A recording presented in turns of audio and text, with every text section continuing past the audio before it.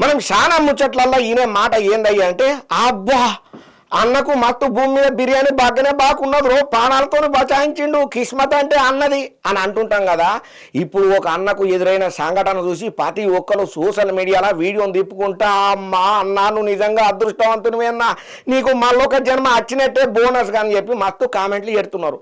మరి గంతగనం కామెంట్లు పెట్టే అదృష్టం అన్నకు ఏం వరించింది, పానాపాయ స్థితిలకించి అన్న పురాగా ఎట్లా బయటపడ్డాడో తెలుసుకోవాలని ఉన్నది కదా. వార్త తెచ్చిన చూస్తే మీరే షాక్ అవుతారు. ఇక మనం చాలా సందర్భాలలో ఒక మాట ఇంటనే ఉంటాం, బ్రహ్మదేవుడు రాసిన రాతను ఎవ్వరు మార్చలేరురా నాయన, శివునాజ్ఞ లేనిది సీమైనా ఊటదు కదా అని. ఇక భూమి మీద బిర్యానీ బాగానే బాకి ఉన్నదనుకో ఎవ్వరు ఏం చేయలేరన్న మాటలు దినం మనం ఇంటనే ఉంటాం కదా. ఇక ఇప్పుడు మీరు చూడబోయే సీన్ చూస్తే మాత్రం అవురా నిజమే కదా చెప్పింది వాజిబ్ మాటనే ధమాకా దుమ్ము దురిపే ఆర్తలల్లా అని అంటారు మీరే. అయితే ఇంతకు కథేంద్ర నాయన అంటే ఒక అన్న రోడ్డు మీద వండుకొని మంచిగా మత్తులా నిద్రపోతున్నాడు. ఇక తిండి కోసం ఎతుకులాడే పనుల అడవిలకెంచి ఊళ్ళో అడుగు పెట్టిందయ్యా ఒక పెద్ద సింహం. ఇక ఆ సింహం అన్ని రోడ్ల పంట తిరుక్కుంటా రోడ్డు పక్కన బాగా మత్తుల నిద్రపోతున్న ఒక అన్న దగ్గరకు వచ్చింది. ఇక వచ్చినాక తర్వాత ఏమైందో నేను చెప్పాను కానీ ఎడిటర్ అన్న జర్రా వీడియో నీడ్సవే.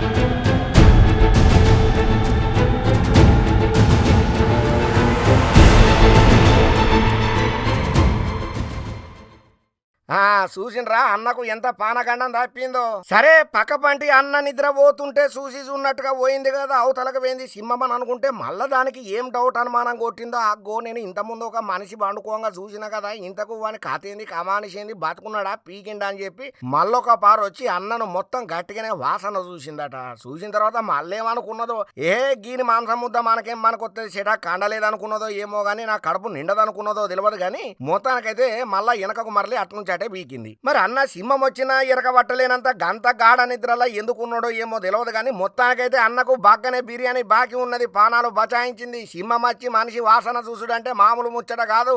ఆగో ఏం రా నేను గింత మత్తు నిద్రలా ఉంటే కొంపదీసి కుక్కనా పిల్ల లేకపోతే నక్కనా అని జప్పున అన్నగాని లేచి ఉండేనా, కథ అలాగుండేది, సీన్ రివర్స్ అయ్యేది. మొత్తానికి ఆ సింహానికి ఆహారం అయిపోతుండే, భూమి మీద నూకలు లేకపోతుండే.